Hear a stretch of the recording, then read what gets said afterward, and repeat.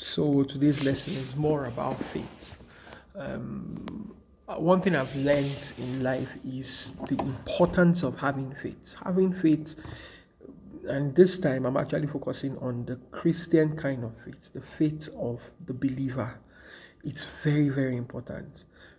A lot of times people tend to see faith as foolishness. How can you expect God to always turn up for you? How can you believe that God will always have your best interests at heart? How can you believe that God will always protect you? How can you believe that God will always guide you? And in the society it's often seen as foolishness.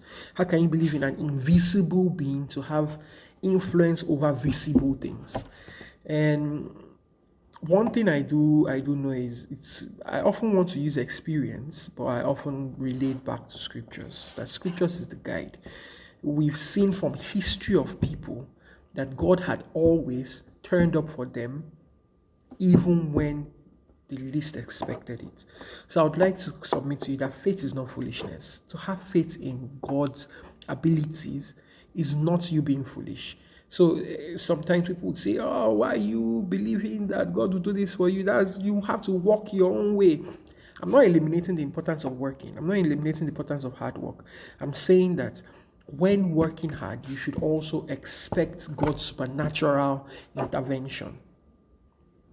And at the end of the day, he always turns up. He's so consistent. He's a very, very consistent God.